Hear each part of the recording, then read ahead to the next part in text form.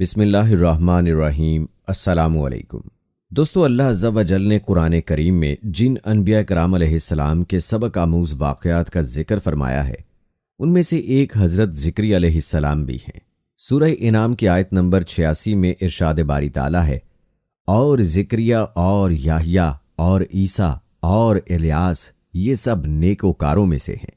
آج کی اس ویڈیو میں ہم حضرت ذکری علیہ السلام کی زندگی کے حالات و واقعات پر تفصیلی تذکرہ کریں گے اور قرآن و حدیث کی روشنی میں آپ کو آپ علیہ السلام کی زندگی کے اہم واقعات بتائیں گے۔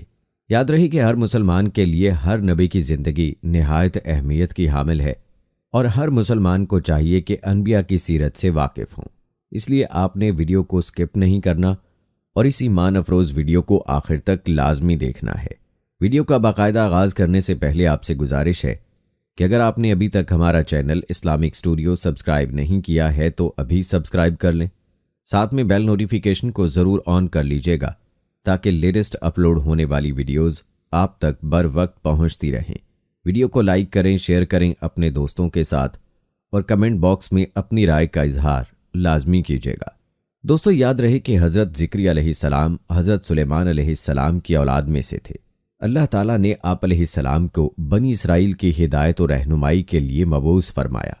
اگرچہ قرآن کریم اور سیرت و تواریخ کی کتب میں آپ علیہ السلام کی حیات مبارکہ کے بارے میں بہت زیادہ تفصیل موجود نہیں، تاہم قرآن کریم کی 4 سورتوں سورہ آل عمران کی آیت نمبر 37 تا 41، سورہ انعام کی آیت نمبر 85، سورہ مریم کی آیت نمبر 2 سے 11 اور سورہ انبیاء کی آیت نمبر 99 سے 90 تک کچھ احادیث مبارکہ میں آپ علیہ السلام کا تذکرہ ملتا ہے، جن سے آپ علیہ السلام کے بارے میں کچھ آگاہی حاصل ہوتی ہے۔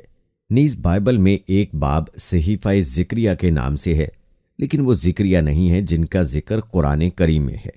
تورات میں ذکریہ کی ولادت حضرت عیسیٰ علیہ السلام کی ولادت سے 500 سال قبل بیان کی گئی ہے، جبکہ قرآن مجید میں جن ذکریہ علیہ السلام کا ذکر ہے وہ حضرت عیسیٰ علیہ السلام کی والدہ حضرت مریم علیہ السلام کے مربی اور حضرت یحییٰ علیہ السلام کے والد ماجد ہیں۔ روایات کے مطابق حضرت ذکری علیہ السلام کی اہلیہ اور حضرت مریم علیہ السلام کی والدہ آپس میں بہنیں تھیں۔ یوں حضرت ذکری علیہ السلام حضرت مریم علیہ السلام کے خالو تھے۔ آپ علیہ السلام نبی ہونے کے علاوہ بیت المقدس کے امام، خادم اور ایک روحانی شخصیت تھے۔ لوقا کی انجیل میں اس منصب کو کاہن کہا گیا ہے۔ دراصل بنی اسرائیل میں کاہن ایک مذہبی اور روحانی عہدہ تھا جس کے ذمے ہیکل سلیمانی اور بیت المقدس کی مذہبی رسومات کو انجام دینا تھا۔ آپ علیہ السلام کے والد کے نام کے بارے میں مفسرین نے مختلف اقوال تحریر کیے ہیں۔ حافظ ابو القاسم ابن عساکر رحمہ اللہ اپنی مشہور کتاب حافل میں فرماتے ہیں کہ آپ علیہ السلام کے والد محترم کا اسم گرامی برخیا تھا۔ دوستو، جہاں تک بات ہے آپ علیہ السلام کے کسب معاش کی، تو حضرت ذکری علیہ السلام بھی دیگر انبیاء کرام علیہ السلام کی طرح اپنے ہاتھ سے کام کرتے تھے، جس کی تصدیق اس حدیث مبارکہ سے ہوتی ہے، جیسا کہ حضرت ابو ہریرہ رضی اللہ تعالی عنہ سے روایت ہے کہ نبی کریم صلی اللہ علیہ وآلہ وسلم نے فرمایا، حضرت ذکری علیہ السلام بڑھائی تھے۔ یاد رہے کہ دنیا میں جتنے بھی انبیاء کرام علیہ السلام مبعوث فرمائے گئے، انہوں نے معاش کے لیے کسی نہ کسی پیشے کو ضرور اپنایا۔ وہ اپنی روزی اپنے ہاتھ کی محنت سے پیدا کرتے اور اپنے معاش کا بوجھ کسی دوسرے پر نہ ڈالتے، کسی سے دین حق کے کام کی اجرت طلب نہیں کرتے تھے، بلکہ یہ اعلان فرماتے، اور میں تم میں سے اس تبلیغ پر کوئی اجرت نہیں مانگتا، میری اجرت تو اللہ رب العالمین ہی پر ہے۔ مفسرین تحریر فرماتے ہیں کہ حضرت آدم علیہ السلام جب دنیا میں بھیجے گئے تو ان کے پاس جنت کے پودوں کے بیج تھے۔ انہوں نے کاشتکاری کی اور سب سے پہلے آٹا پیس کر روٹی بنائی، نیز ستر پوشی کے لیے جانوروں کی کھالوں کا لباس تیار کیا۔ یہ سب کام حضرت جبرائیل علیہ السلام نے انہیں سکھائے۔ حضرت شیس علیہ السلام نے تعمیرات کا کام کیا، شہروں اور قلعوں کی بنیاد رکھی۔ بابل اور سوس آپ علیہ السلام ہی نے آباد کیے۔ حضرت نوح علیہ السلام لکڑی کا کام کرتے تھے، آپ علیہ السلام نے کشتیاں بنائیں۔ حضرت ادریس علیہ السلام نے کپڑا بننا، ناپ تول اور اسلحہ بنانے کا طریقہ ایجاد کیا۔ حضرت ہود علیہ السلام اور حضرت صالح علیہ السلام تجارت کیا کرتے تھے۔ حضرت ابراہیم علیہ السلام اور حضرت اسماعیل علیہ السلام کھیتی باڑی کے علاوہ تعمیراتی کام بھی کیا کرتے تھے۔ انہوں نے خانہ کعبہ تعمیر کیا۔ حضرت اسماعیل علیہ السلام تیر کمان بھی بنایا کرتے تھے۔ حضرت شعیب علیہ السلام اونٹ، بھیڑ، بکریاں پالتے اور ان کے دودھ سے معاش تلاش کرتے۔ حضرت لوط علیہ السلام کھیتی باڑی کرتے تھے۔ حضرت اسحاق علیہ السلام، حضرت یعقوب علیہ السلام اور ان کے فرزند بکریاں چرایا کرتے۔ حضرت موسیٰ علیہ السلام کھیتی باڑی کے ساتھ بکریاں بھی چرایا کرتے اور آپ علیہ السلام کے نکاح کے مہر میں بھی بکریاں چرانا تھا۔ حضرت داؤد علیہ السلام کے لیے اللہ تعالیٰ نے لوہا نرم فرما دیا تھا، آپ لوہے سے زرہ اور دیگر اوزار بنایا کرتے۔ حضرت سلیمان علیہ السلام عظیم الشان سلطنت کے مالک تھے۔ آپ علیہ السلام کا زیادہ تر وقت سفر میں گزرتا، لیکن جب بھی وقت ملتا اپنے ہاتھ سے پنکھے اور زنبیلیں بناتے۔ امام الانبیاء سید المرسلین حضور رسالت مآب صلی اللہ علیہ وآلہ وسلم نے بچپن میں بکریاں چرائیں۔ نبوت ملنے سے پہلے حضرت خدیجہ الکبریٰ رضی اللہ تعالی عنہا کے لیے مزاربت کی بنیاد پر تجارت کی اور حضرت عبداللہ بن صائب رضی اللہ تعالی عنہ کے ساتھ شراکت داری میں بھی کاروبار فرمایا۔ حضرت عبداللہ بن صائب رضی اللہ تعالی عنہ فرماتے ہیں کہ میں زمانہ جاہلیت میں حضرت محمد صلی اللہ علیہ وآلہ وسلم کا شریک تجارت تھا۔ جب مدینہ منورہ حاضر ہوا تو آپ صلی اللہ علیہ وآلہ وسلم نے فرمایا، مجھے پہچانتے ہو؟ میں نے عرض کیا، کیوں نہیں یا رسول اللہ صلی اللہ علیہ وآلہ وسلم، آپ تو میرے بہت اچھے شریک تجارت تھے، کسی بات کو ٹالتے اور نہ کسی بات پر جھگڑا کرتے۔ دوستو، بیچ میں تذکرہ ضمناً چل پڑا کہ کس نبی نے اپنی زندگی میں کیا کام کیا۔ البتہ بات ہو رہی تھی حضرت زکریا علیہ السلام کی۔ آپ علیہ السلام کی زندگی میں ایک اہم واقعہ حضرت مریم علیہ السلام کی پیدائش کا ہے۔ کہتے ہیں بیت المقدس کے امام اور مذہبی پیشوا عمران بن ناشی اور ان کی اہلیہ حسنہ بنت فاقود نہایت نیک اور پارسا انسان تھے۔ دونوں اپنی زندگی اللہ تبارک و تعالیٰ کی ہدایت کے مطابق بسر کرتے تھے، تاہم طویل عرصہ گزر جانے کے باوجود اولاد سے محروم تھے، جس کے لیے دونوں اللہ کے حضور دستے دعا بلند رکھتے۔ دعا قبول ہوئی اور انہیں اولاد کی نعمت سے نواز دیا گیا۔ دوستو، یاد رہے کہ انبیاء سابقین علیہ السلام کی شریعت میں عبادت کا ایک طریقہ یہ بھی تھا کہ اپنی اولاد میں سے کسی ایک بچے کو دینی کاموں کے لیے وقف کر دیا جاتا اور پھر اس بچے سے دنیا کا کوئی کام نہ لیتے۔ حضرت عمران کی بیوی نے بھی منت مان لی اور کہا، اے میرے رب، میرے شکم میں جو بچہ ہے اسے میں نے تیری عبادت گاہ کی خدمت کے لیے وقف کرنے کی نظر مانی ہے، تو میری طرف سے قبول فرما، یقیناً تو خوب سننے والا اور پوری طرح جاننے والا ہے۔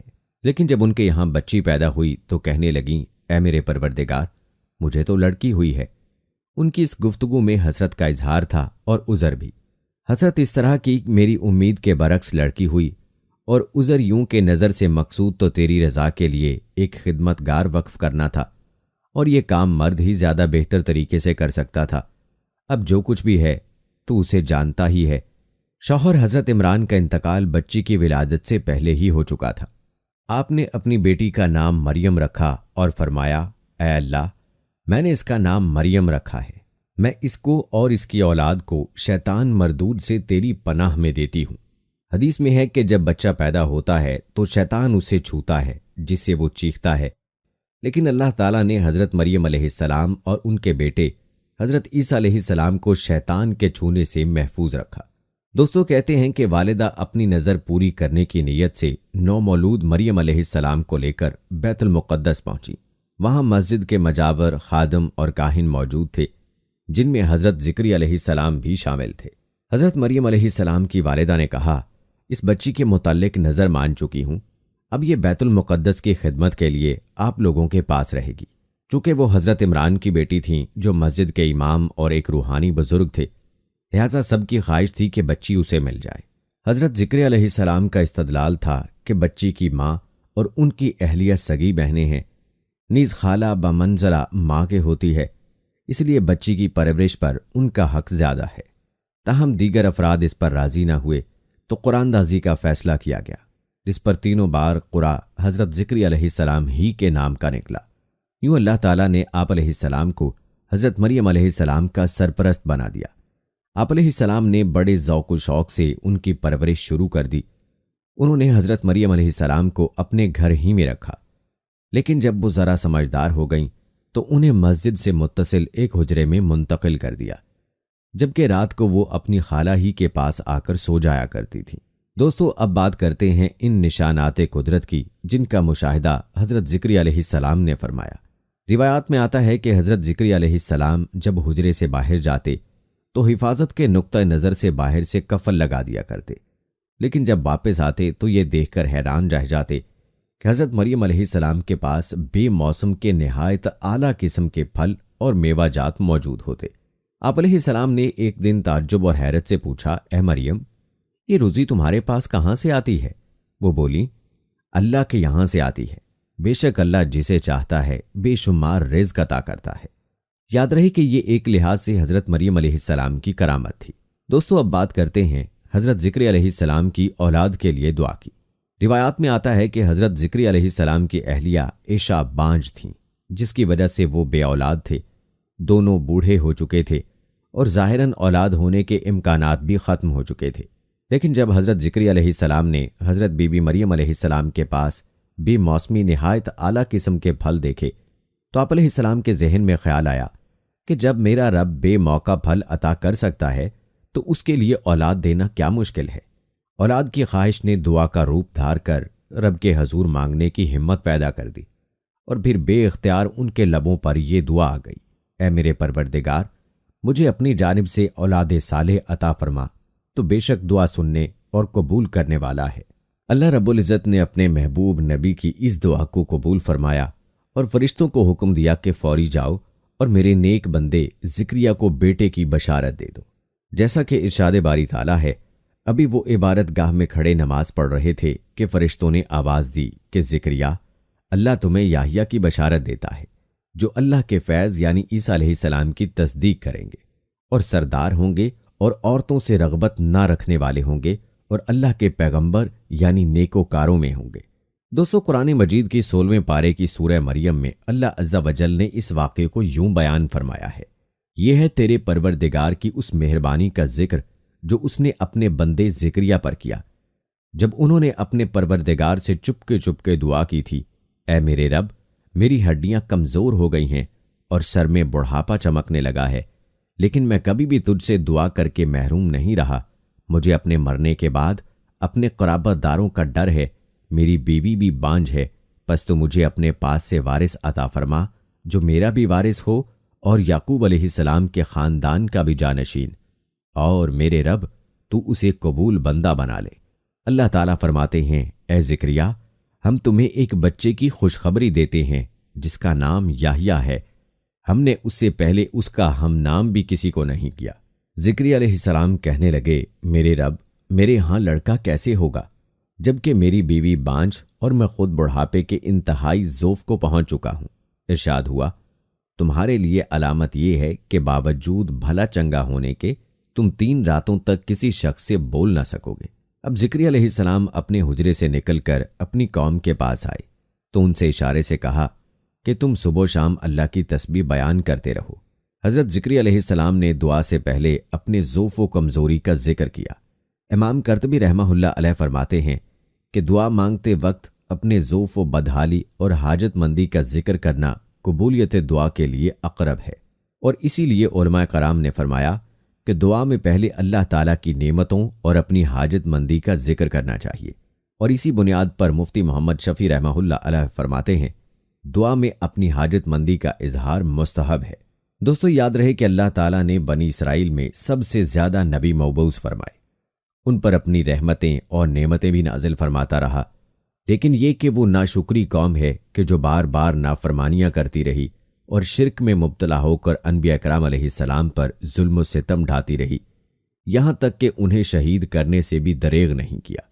جیسا کہ قرآن پاک کی سورہ آل عمران کی آیت نمبر 21 میں اللہ تعالیٰ فرماتے ہیں، جو لوگ اللہ تعالیٰ کی آیتوں سے کفر کرتے ہیں اور ناحق نبیوں کو قتل کر ڈالتے ہیں، اور جو لوگ عدل و انصاف کی بات کہیں تو انہیں بھی قتل کر ڈالتے ہیں، تو اے نبی انہیں دردناک عذاب کی خبر دے دیجئے۔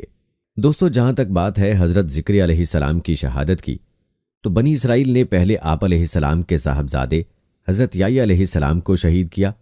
اس وقت آپ علیہ السلام دمشق میں تھے۔ حضرت یحییٰ علیہ السلام کی شہادت کے بعد بنی اسرائیل نے آپ علیہ السلام کو شہید کرنے کا پروگرام بنایا۔ حضرت زکریا علیہ السلام کی وفات کے حوالے سے مختلف روایات ہیں۔ بعض کے مطابق آپ علیہ السلام اپنی طبعی عمر پوری کر کے انتقال فرمایا، جبکہ بہت سے مفسرین کا کہنا ہے کہ انہیں بنی اسرائیل نے شہید کیا۔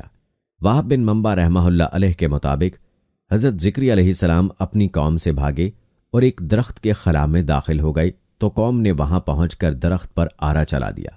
کہا جاتا ہے کہ اس وقت حضرت زکریا علیہ السلام کی عمر 100 سال سے زائد تھی۔ مورخین کے مطابق آپ علیہ السلام کا مزار شام کے شہر حلب کی مسجد جامع زکریا میں ہے۔ دوستو، یہ تھی قصص الانبیاء کے سلسلے کی ہماری آج کی ویڈیو۔ اس ویڈیو کو آپ نے زیادہ سے زیادہ شیئر کرنا ہے تاکہ باقی مسلمان بھی اس ایمان افروز واقعے کو سن کر اپنا ایمان تازہ کریں۔ ملتے ہیں اگلی ویڈیو میں، تب تک کے لیے اپنے دوست راؤ قمر رضوان کو اجازت دیں۔ فی امان اللہ۔